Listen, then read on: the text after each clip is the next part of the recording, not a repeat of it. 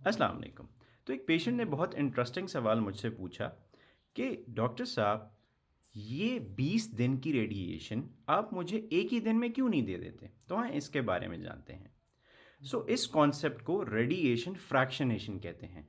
For example, हमने एक patient को 60 ग्रे की डोज देनी है, वो हम एक साथ नहीं देते और थोड़ा थोड़ा करके 20 डेज में फॉर एग्जांपल अगर देते हैं तो डेली 3 ग्रे हम उसे डिलीवर करते हैं।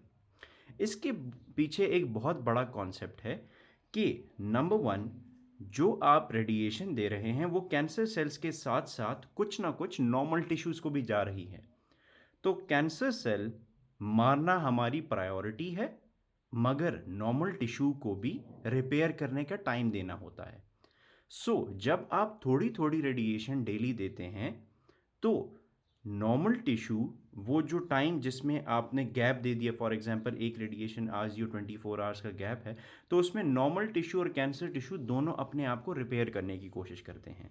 और जैसे कि मैंने आपको पहले भी बताया है कि कैंसर सेल्स के रिपेयर मैकेनिज्म्स बहुत फॉल्टी होते हैं।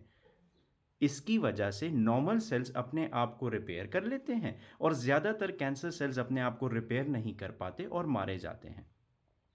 इसके अलावा ट्यूमर्स भी डिफरेंट किस्म के डिफरेंट जगहों पे होते हैं। उसके मुताबिक इस फ्रैक्शनेशन को या बढ़ा दिया जाता है या कम कर दिया जाता है। मतलब कुछ ट्यूमर्स को हम 35 डेज की रेडिएशन दे रहे होते हैं और कुछ को हम 10 to 5 डेज की रेडिएशन दे रहे होते हैं। ये डिफरेंट ट्यूमर्स के मुताबिक भी ये रेडिएशन की फ्रैक्शनेशन जो है वो डिफरेंट डिफरेंट हो सकती है। Thank you.